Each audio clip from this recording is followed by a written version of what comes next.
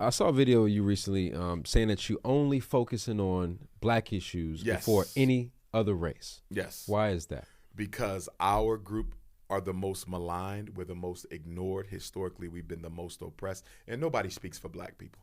We speak for everybody, diluting our power and diluting the focus. You see, I want to speak for my people because my people never gets enough attention. It's not racism against nobody else. I want justice for the Ukrainian people. I want justice for the Palestinians. I want justice for every group that's being oppressed. But guess what? My people never get the attention shown on their issues like other groups do. And so I'm going to be one person who marries myself, commits myself to only focusing on African issues. Are people upset with you because you're not taking or advocating for the Palestinians? Of course they are. First of all, non-African groups expect us to fight for them because we always do. People can always take us for granted because we're always championing someone else's cause besides our own. So yes, they do, right? But at the same token, I just reiterate my position. I want what's best for you. But to waste a minute helping you means that I'm taking a minute from my own people. How am I going to focus on Palestine? Look what's been going on in Haiti.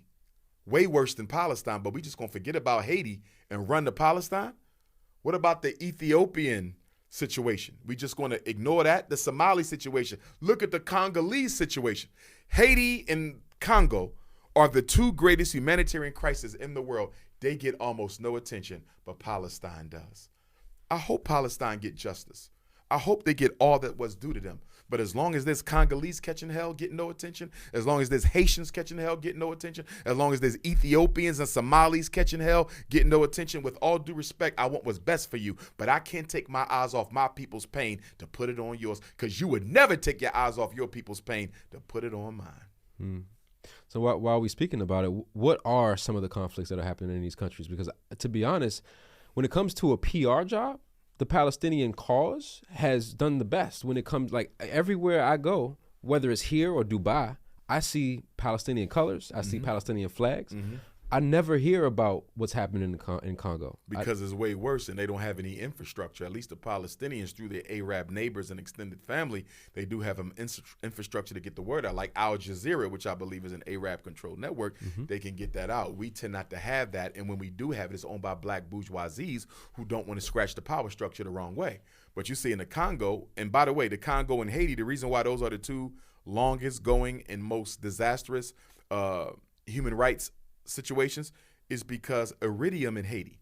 Iridium is a mineral you need for atomic weaponry. It's a mineral that's so strong it doesn't melt under the hottest temperature. So America doesn't want Haiti selling their iridium to anybody else in the world. That's why they keep Haiti backwards, because Haiti is one of the top producers of iridium on the planet. And for the Congo, it goes without saying, the Congo has the purest cobalt in the world. Coltan. Okay, coltan is a mineral that they make from titanium and cobalt, I believe, but it's a very precious mineral that you need for every electromagnetic device. You need it for the cell phone, the helicopter, the walkie-talkie, the radio. There would be no technological age without that coltan. Guess who has the purest coltan? Congo. They also got diamonds. They got gold. They got oil. The Congo is the richest piece of land on the face of the earth per capita. It's the real Wakanda. It's the real Wakanda. That's what vibranium was the coltan. The whole Wakanda thing was metaphorical for what's going on in the Congo. But guess what? American corporate interests manipulate both. They're manipulating the war and the hunger and the starvation and the medical situation and the AIDS crisis in the Congo, and the same thing in Haiti. Wherever black people have essential minerals and crucial ingredients for war or industry, America sows dissension and civil strife. America intentionally, through her military and her business agents, keep wealthy African countries in turmoil so they can never organize themselves enough to become a relevant player on the world stage. They want no African nation to be a relevant player on the world stage.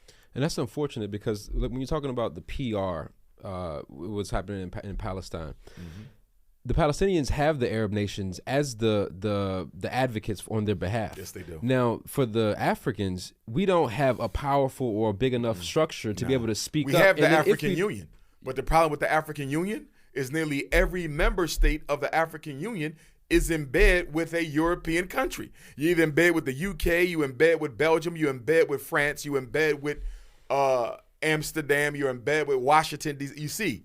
So whereas in the Arab situation, they have a little bit more autonomy because they didn't go through the colonization that we did.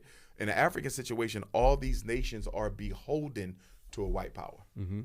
And if one of the Arab nations had those same minerals that Africa does, they would have probably been targeted for colonization a long time ago. But I mean, it was because of Africa's wealth that they chose us. Africa is the only continent that, if it controlled its own resources, it could live self-sufficiently without nobody else. You feel me? If we control what was in Africa, we wouldn't need nothing else. There's nothing in America Africa needs, minerally speaking. There's nothing in South America. You understand? Africa could be self-contained, and that's why America can never let us stand up on our own 2 feet. They call it aid. They're always giving Africa aid. It's not aid, it's sabotage. Because whenever they give Africa aid, they require 3 things. You know what they require? Number 1, family planning strategies, LGBT and transgenderism. If you don't That's why they want Uganda to be LGBT. Yes. If you don't push LGBT and transgenderism, we're not giving you no money. Well, what money got to do with gay sex? Because I need to pollute the minds of your children so they stop reproducing themselves. Because the white man has a long-term 500-year plan to one day rid the world of all black people so white people can leave Europe and come live in Africa. They want to depopulate Africa, which I don't think could ever happen, but they could damn sure make it very uncomfortable for us. You see that? That's why they want the LGBTQ and the transgenders there, right? So that's number 1, family planning. And also you have Planned Parenthood International in Africa paying for women to get hysterectomies and abortions for free. I was in South Africa. They also gave them $6 billion between 1990 and 2000, $6 billion worth of contraceptives. Absolutely. Mostly birth control and implants, messing the women's hormones up, giving them cancer and everything else. Oh, they all in Africa trying to reduce it. But again, we can reproduce so easily, they having trouble, right? So number 1 is family planning. Number 2, free market. Free market. That means what? You live in a country that makes its own salt, right? Senegal got its own salt. So you don't want no salt company coming in Senegal. Why? Because we have our own salt, so we need to keep an industry of our own so we can have jobs and money for our people. You know what America says? I give you this $1 million. You can't protect none of your industries. Morton Salt and every other salt could come. You in Nigeria, you got your own chicken farm, right? You don't want nobody selling chicken. No. Purdue Chicken, Island Farm Chicken. What they do is they sabotage your indigenous markets to make you dependent on the white man. So countries that grow tea importing somebody else's tea. Country that got their own chickens importing somebody else's chicken. Somebody make their own oil importing somebody else's oil. This is what America does, all in the name of what? Aid. So is the aid really helping Africa? No, it's destroying you. And the last thing they do is the interest rate. I'm going to give you $1 million, but guess what the interest rate is? 1,000%. You're never paying me off. Then you have control over it. Do you know most African countries have only been financing the interest on the debt? They haven't even touched the debt. They're literally financing the interest. They ain't even touched the principal yet. They set it up like this. So why do I want a loan if you're charging me 1,000% interest? I can't pay it back. You're making me push gay sex on all of our children. I can't protect any of my indigenous markets, which means I'm going to be importing your crap when I should be making my own. How is that helping us? And that's why the more aid Africa gets, the worse off Africa becomes. What they say, give a man a fish, you eat for a day. Teach a man a fish, you eat for a lifetime. They giving Africa a fish. They're not teaching them how. That's powerful. And brother. Africa don't even need to be taught. They just need to be left the hell alone to do for themselves.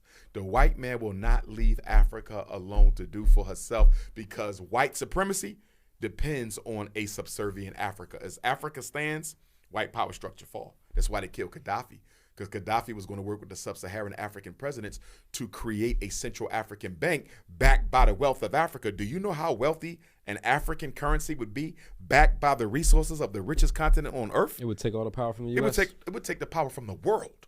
That's why Gaddafi had to die. Why you ain't seen another African leader come forward to try to pick up where he left off? They're afraid of assassination. Well, what about the leader of Burkina Faso? Ibrahim Traore. I think he's probably the greatest Pan-Africanist alive right now, because he's doing the work, not just talking. I wish him well. I hope one day I can meet him. I hope he's sincere. I believe he is. And it's not just him. You also got the other presidents right around in that area. Niger. Who else you got? Burkina Faso, Niger,